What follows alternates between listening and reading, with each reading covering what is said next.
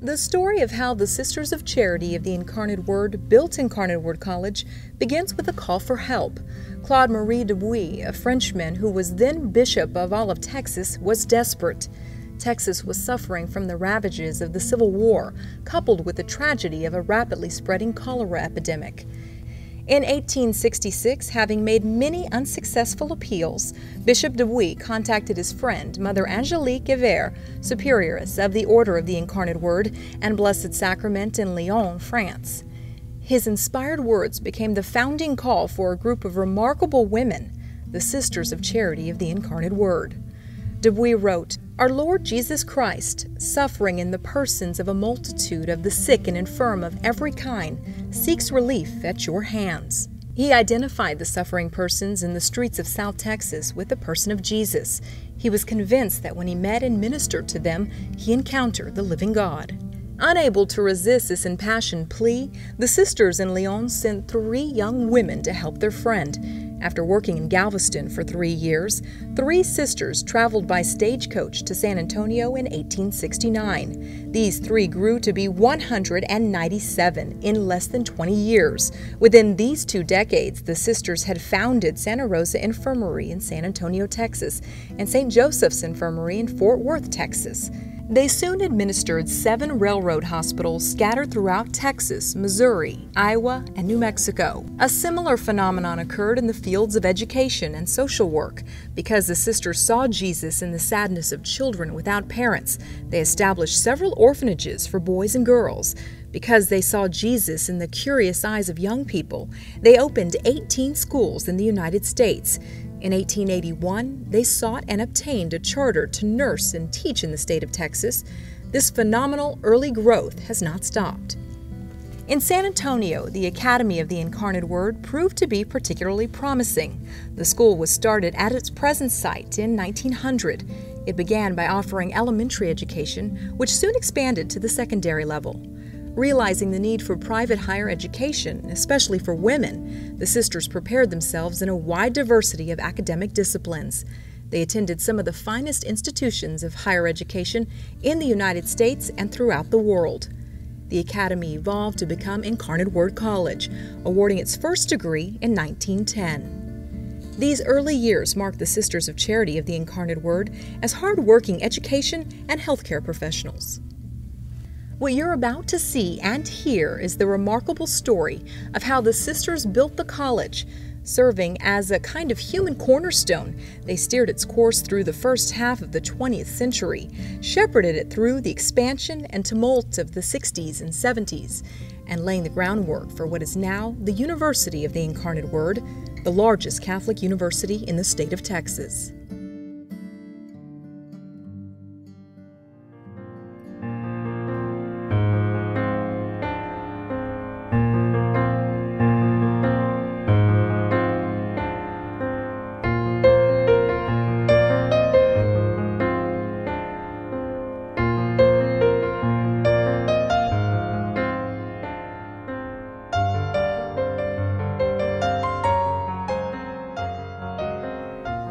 Us all together in those very early days, in full habit, in groups, community gatherings. And I think of us as having wonderful parties and holy hours and prayers. You know, I think of us as, and our relationship with students was always, to me, very important. We were, I don't say we were mothering them, but we were trying to guide them and I think availability was key. And when I look back on it, I think, I don't know how we did it all, but we did, because I think we were committed to it. Because this was your life, you could meet with students after class, after school, in the evening if need be. You saw them because you had hours in the dormitory. You lived in the dormitories. It was I think a family affair is a bit of an exaggeration, but it was very close to that. And what I remember most is how kind the sisters were to us. They were strict with us with our lessons, but how kind. And I got to thinking, I wonder what makes Incarnate Word what it is today. And I got to looking back, and I got to thinking about the sisters. And the more I thought about it, the more I prayed over it, I thought, you know, the sisters were educated and practiced incarnational spirituality. They reached out to every person in the school. There was no one that they missed. And we always had someone that we could go to. There was a community of sisters, 52 sisters. So if you can imagine 80% or more of your faculty being sisters who live on campus, who are constantly present, who are here for no other reason. They're not earning a salary. They're here for no other reason than the education at that time of these young women, a lot of whom also lived on campus. No one had to cook. No one had to do any particular manual labor. Besides your praying and your eating, your whole life was devoted to improving your teaching and guiding these students. It was an amazing thing. Our salaries all went back directly to the budget of the university. I'm sure enough was kept out for our living expenses. We all lived, at least initially, in what is now the administration building or in one of the residence halls. Or some sisters lived up at the mother house at that time. But we never saw our salaries. In fact, I can still remember the first contract I received. It was after Sister Margaret Patrice became president, and it was a very modest sum, although it was a sum equal to that of my lay colleagues.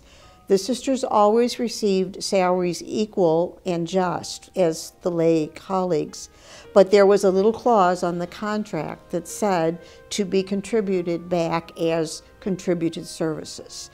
And so in a real sense, not in a metaphoric sense, the sisters built Incarnate Word College because they worked for no recompense whatsoever except food and a place to live.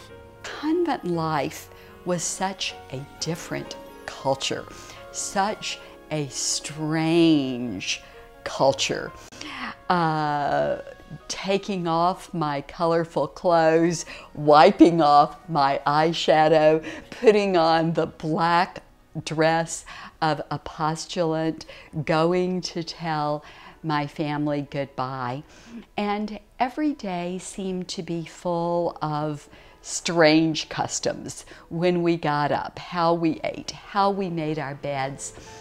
But at the same time, my deepest and longest memories of Sisters of Charity of the Incarnate Word were these gracious, generous, prayerful, compassionate women.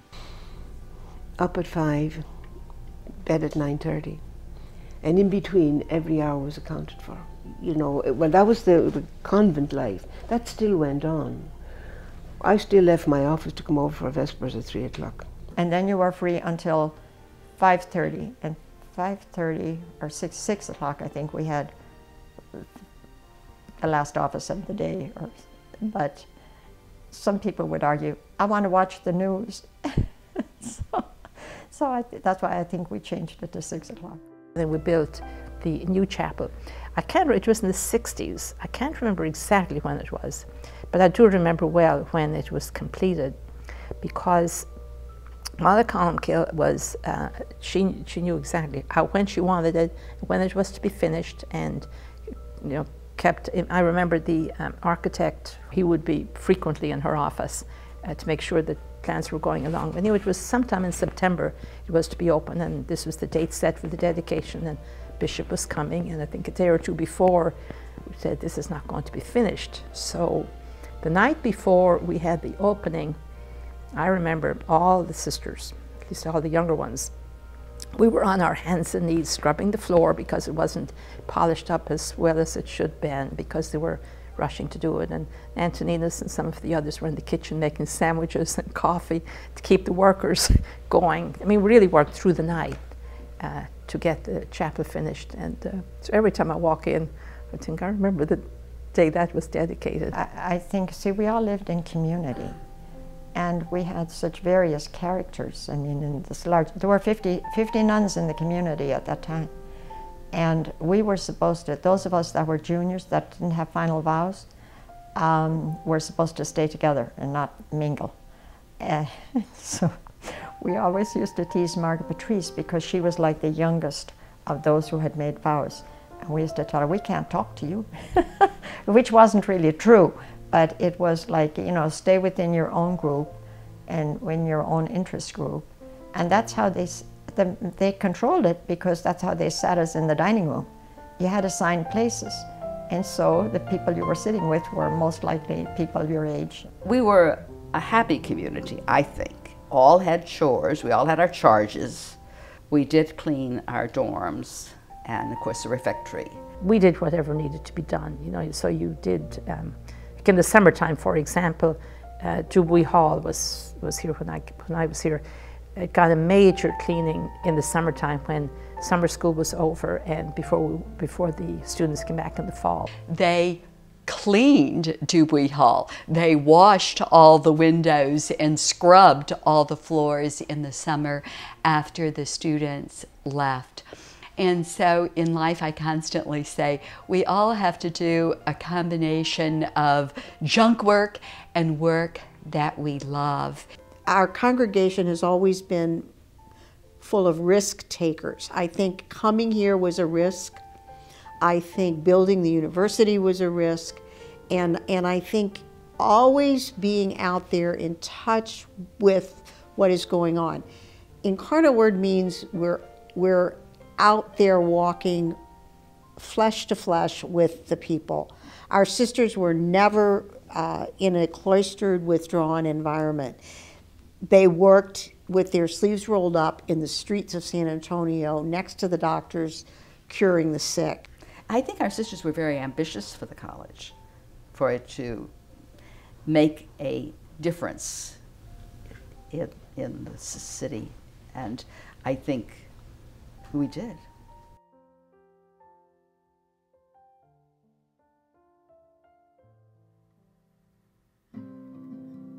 When the Sisters of Charity of the Incarnate Word were preparing to open Santa Rosa Infirmary in December 1869, they placed an ad in the San Antonio Express announcing that the facility would be open to all persons without distinction of nationality or creed. The newspaper carried articles describing the new infirmary as an institution that would receive within its friendly walls whites, blacks, and Mexicans. It was a remarkable message in the South, coming only a few years after the Civil War and in a city so near to the Mexican border. Today, the University of the Incarnate Word refers to this quality of openness as providing access. From the beginning, the sisters insisted that any institution they founded and sustained would provide access to all, especially those denied it elsewhere. In the first half of the 20th century, women had very limited access to higher education. Incarnate Word College again responded to need. For many students to come here, it was a great difficulty, as I'm sure you can imagine.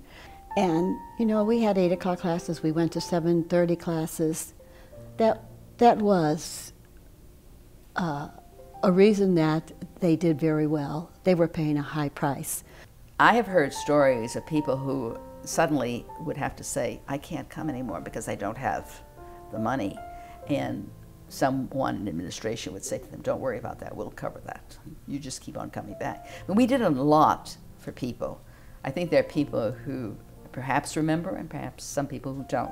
But I think that was a vision on her part, and I know that even though I didn't know all the details, that poor girls were helped. Now I'm sure we didn't have the money, very much money, so they had to be helped. In some way, there was just, well, they don't have to pay for their board or whatever it is that they were let in. So it was the same kind of done thing that's being done now, but on the scale that was only possible at that time. Mother Columbkill appreciated everyone to get an education. And one thing she wanted, no matter how poor you were, there was always a place for you at Incarnate Word. And that's a characteristic of the university, even at the present time.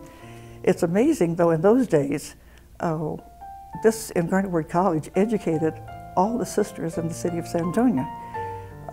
Every organization would get a deduction of some kind of a salary, and they could send as many sisters as they wanted to on Saturday or in the summertime. Now, I came to school here one summer, and I was absolutely amazed at all the different habits and things. We even had the Mary Knights of the Holy Cross coming in from Louisiana, and it was quite a picture for all the girls in the college to see. And Mother Columbkill's own sense always was, as I worked in the registrar's office, she said to me many times, no student will be denied admission because they can't afford it. We'll find a way for them to come. And that was before there were a lot of federal grants and things like that. But I remembered in the course of the year, she and Antoninas went out recruiting. There were a few people that were friends that would drive her, all over the place, recruiting for students. She was well known in, especially the Catholic high schools in Laredo and Brownsville, and we got a lot of students from there. And then their parents would come, maybe in the springtime, to see the campus, and we'd talk to Mother Columbkill. She had a little black book, and so a person would come in and they'd talk about how much it was going to cost and how much the family could pay. And so she had, I was kind of her secretary as well as the other stuff. And so you get her a black book, and it would be, Denise Doyle will pay $100 for the year, and she'll live in Dubuis, and she'll work in the library for 4 hours a week or something, and somebody else would pay whatever. It was also, we got a number of students came from the rural areas in Texas particularly, and if there were farmers, they paid with blueberries and squash and eggs and different things like that. I think that we all took it seriously, that we were trying to help women to, become whatever they could become in their chosen field. And to me, that shows that we are risk takers, and we allow. And to me, that's what really education is about, is opening up doors for people and letting them try the rings, maybe. I think the very fact of seeing the sisters in a teaching position in a college, that's a role model. Mm-hmm. And the mission of getting all these young people together and getting them to tap in on their own potential and helping them to bring it out. It's like in the spiritual life, people don't know, how much spiritual they are, and if you can show them a thing or two, about what can be done if they will listen to God and all of that. The girls did not really give us a lot of trouble. Like normal young women, they, of course, sought ways to circumvent the rules and regulations. That I understood. And of course, what we liked was to be able to catch them at it, to make sure that we were outsmarting them and they were not outsmarting us. But they were really, and I know they did outsmart us a lot of times, but they were properly brought up young women. And they'd come to the nuns for education, and they were expected to do whatever the sisters said, because they knew their parents were supporting that idea. So the girls were, I never had any problem with the girls, really. It was also a nice, I think, a nice break for us, because we were, you got a really stronger relationship with the students, because when they're living there and you visit them in their rooms and hear their stories and meet their friends and meet their parents and meet their boyfriends and kind of talk with them about. In one sense, we were sort of like counselors without being ever trained to be a counselor, but just good listeners.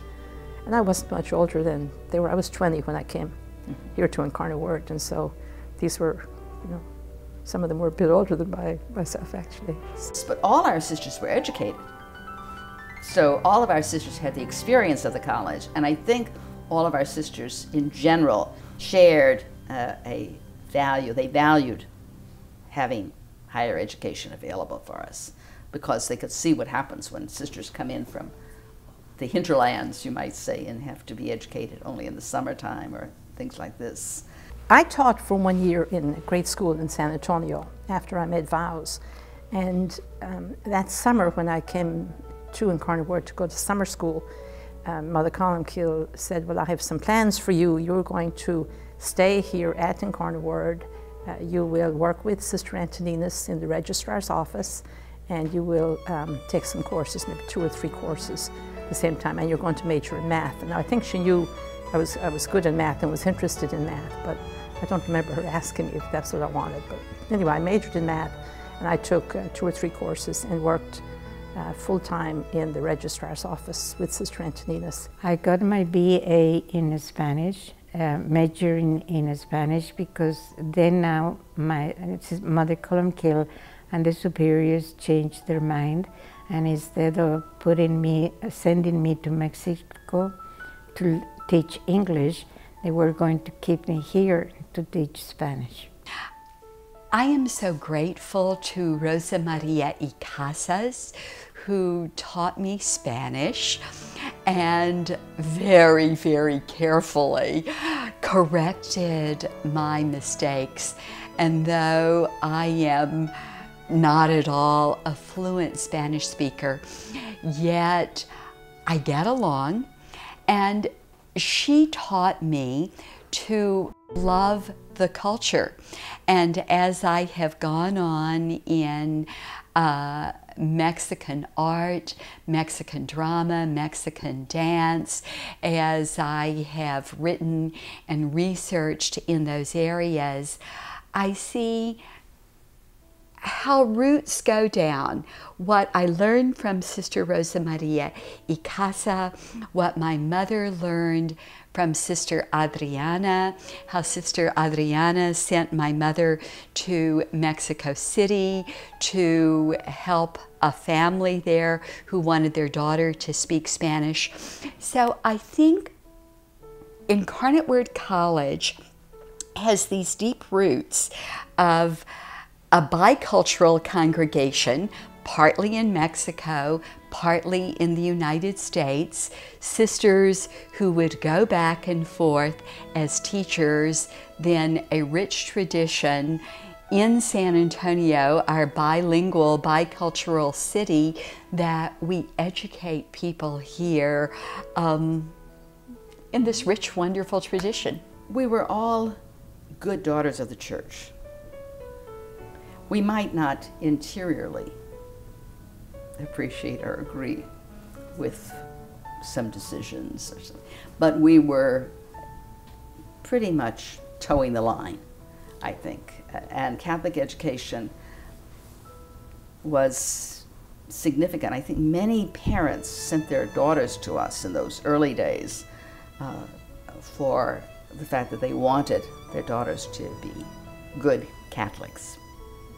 We did not have a lot of, we had some non-Catholics, but we didn't have a lot in those early days. I don't think we were heavily ecumenical in those early days. We were more, Catholic education was doctrinal, I would say, more than anything. At the University of the Incarnate Word, conversation often focuses on change, how quickly things have changed, are changing, and will change in the future.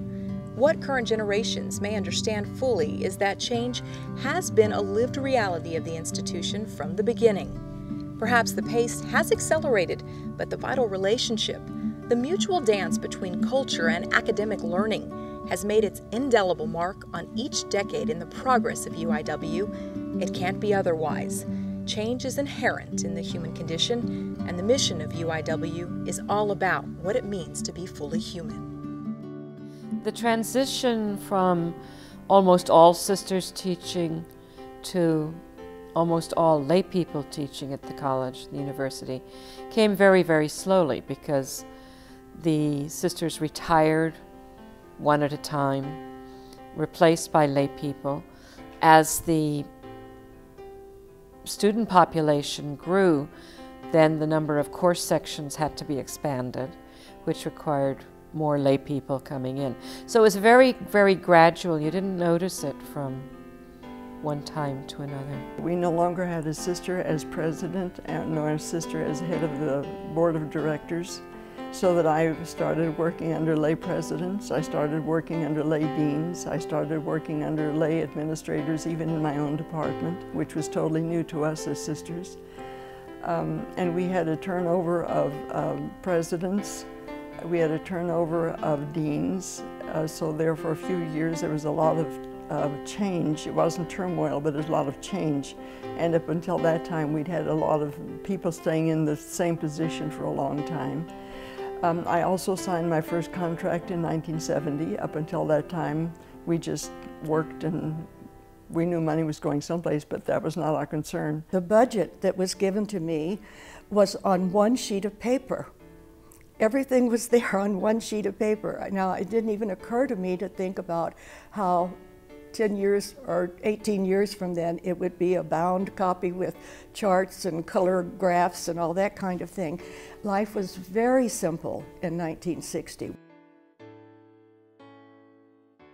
We do not have as many sisters, either teaching or in administration. We do have some, but I think in the last number of years there has been a strong emphasis on having a person at least who can lead that mission orientation throughout. And it's always my philosophy, you know, that it's not the person who's leading it. It has to be everybody involved. And I think that was a struggle for a while, because we had the sisters and we assumed that the mission was being lived out and that it was happening. It has changed a lot, but I think that there has been a consistent effort, even with the decline of the sisters on the faculty, to keep the spirit. And I do remember, I think the very first talk I ever heard Dr. Agnesi give to incoming students, he said, because it was a changing population, he said, we want you to come here with your faith, and we want you to leave here with your faith even stronger, whatever your faith is. And I thought that was a beautiful expansion of how we started out as an essentially Catholic school. In order to encourage more male students, they brought in more sports that young men would enjoy and participate in, and scholarships could be put up for, and so forth. When Dr. Agnesi started in 1985, we were still listed as a girls' college in public information, and he worked really hard to get that changed. So he wanted to balance the gender population. I think the institution has grown tremendously. Of course, has grown in the number of students. Its enrollment has doubled and tripled and quadrupled, and I think that's wonderful. We are here for students, and the more students we reach, the more effective we can be. We have grown, of course, simultaneously in faculty and administration. So the growth has been tremendous, and I think that's wonderful. We all want that to happen. During the transition that occurred between the late 60s and the early 70s, there was a huge expansion of the faculty and an expansion of the offerings of the university also. Into the business area, into fashion, into nutrition, and some of the other fields that were really blossoming at that time. And there was the realization that many of the sisters had been prepared to teach in all of those fields, and it never ceases to amaze me how many different fields our sisters were prepared to teach in. But we also began to realize that the academic community is broader, and that our lay partners had gifts to bring, and that the church, remember, the Second Vatican Council is perhaps living into its hopes and expectations at this time, that the church is broader than the congregation, and that we all share in in the spirituality, and all baptized people are called into mission. And so there was this realization that what we need to do is define the spirituality, what we call, our word, charism, or the dynamic life of the institution, and that it is our responsibility to live it and to share it with everyone so that it is spread out among a much broader spectrum of people. Sister Margaret Patrice really took the Vatican II idea of the universal call to holiness and the concept that men and women and sisters and clergy are meant to be working in partnership. And through gracious hospitality in her home, through the types of faculty interaction, the faculty association that she was mentoring, she really laid this wonderful foundation for what the university is now. A huge number of men and women working together, carrying on the mission, carrying on the vision of the early Sisters of Charity of the Incarnate Word. To me, I think it's a marvelous ministry, and it is always changing, always growing. That's one thing certainly about the college, was never stagnant. The Sisters of Charity of the Incarnate Word have been characterized as risk-takers from the time their first 3 members traveled from France to Texas in 1866. Their courageous spirit has prevailed for a century and a half. In 1881, the year the sisters received the charter to educate in Texas, Mother Saint Pierre reflected on this spirit in a letter from Lyon. Pray and act as religious. Do the best you can in everything. Support life, support yourselves, support others with that charitable spirit of our dear Lord. Be of good courage then. What can we fear when we know the hand of God holds us and leads us in the path to paradise? In 1885, she continued her words of encouragement. It would be a crime to grow discouraged. The Sisters of the Incarnate Word are called upon to help everywhere, especially where the work is difficult. And if we had 100 more to place this year, there would be no trouble in giving them work to do. The 100 more proved to be thousands more as the sisters expanded their ministries in partnership with the finest professional men and women who share their mission and commitment. Together, they embrace the future with vision, confidence, and hope.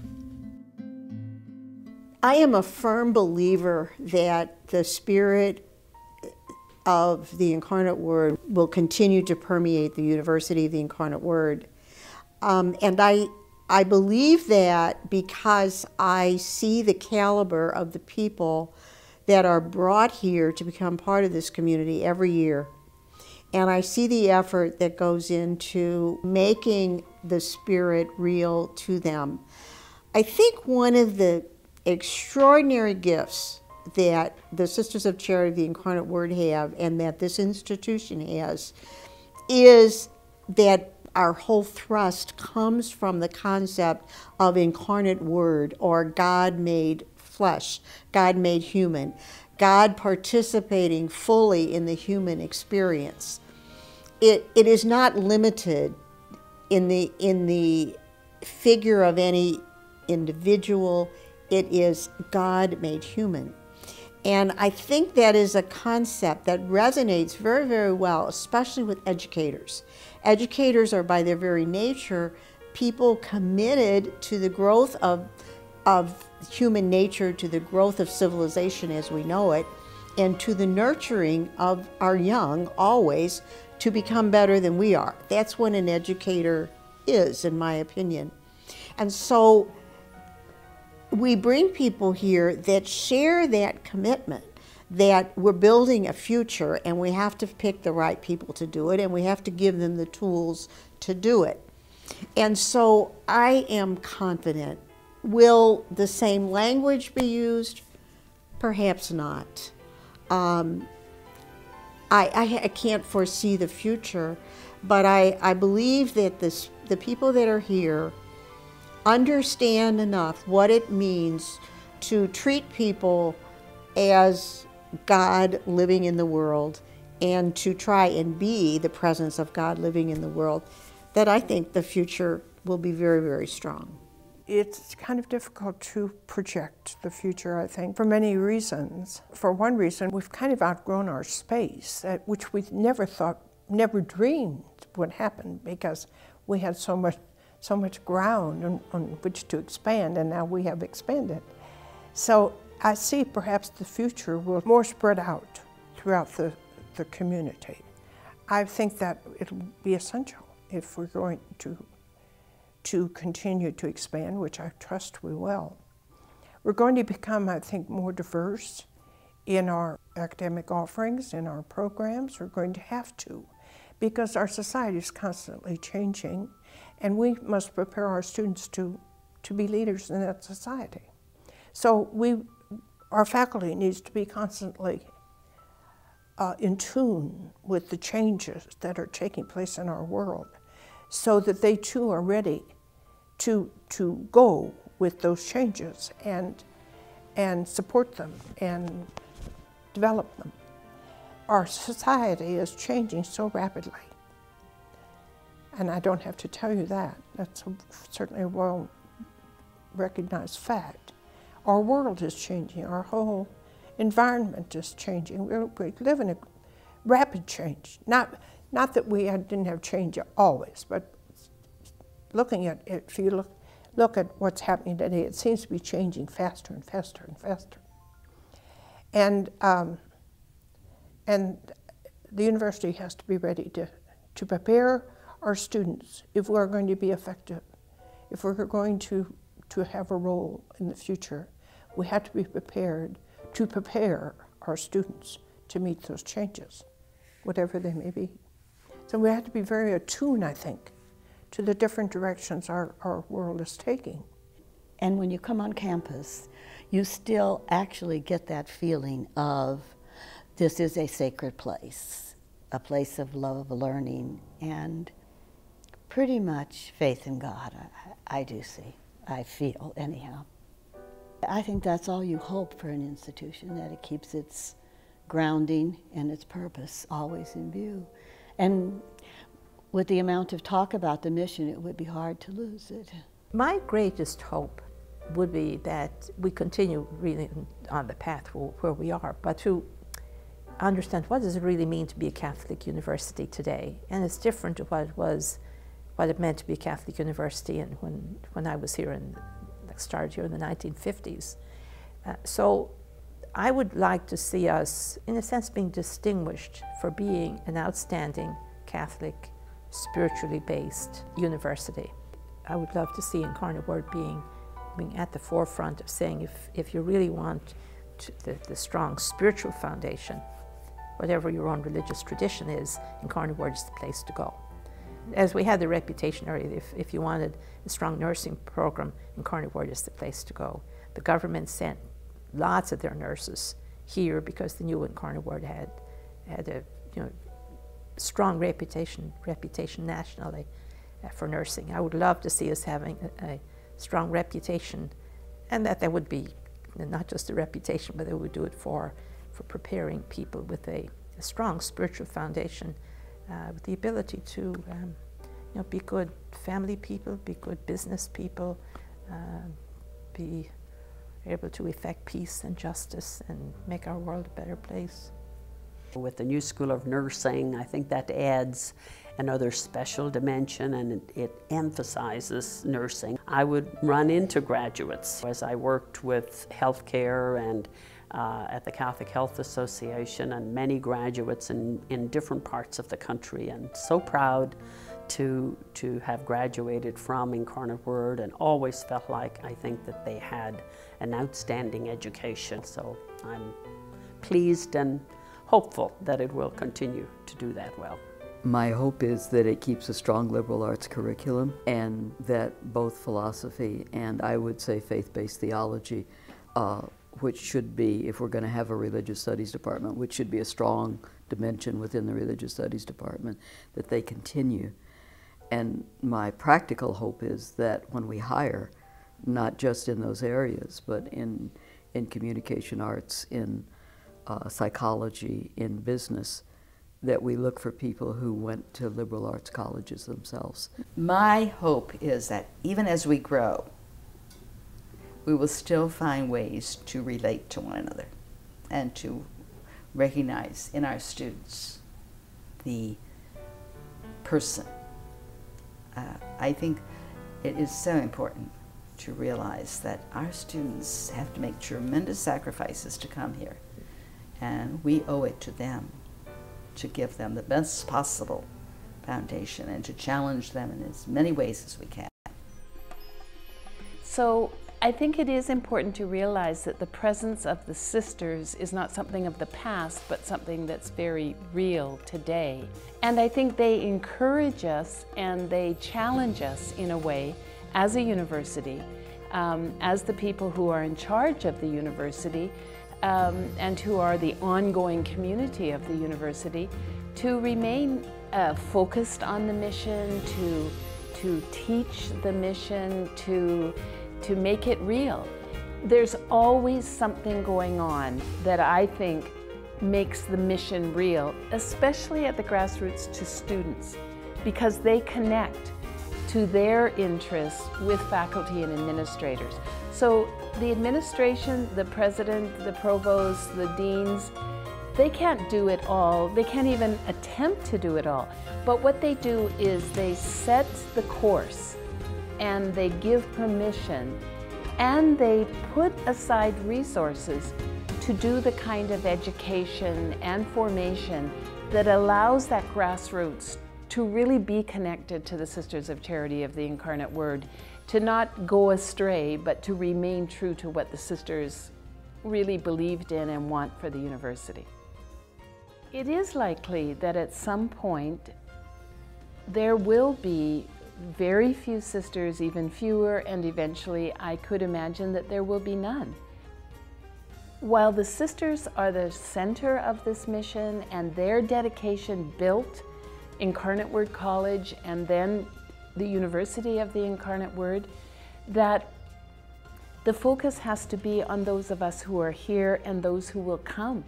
And if we only focus on the sisters and say, this is their mission and only they can do it, they're the only really, truly dedicated Christian Catholic people and the rest of us are just in supporting roles, I think that we will lose it all. My dream and hope for the university would be that we continue to go back to the original inspiration and to allow that inspiration to give new life or to express itself in new ways, in different responses to the real needs of today. I think we have to continually reflect back and ask ourselves, is what we are doing really what we need to be doing, and are we responsive to the needs that are prevalent in today's world?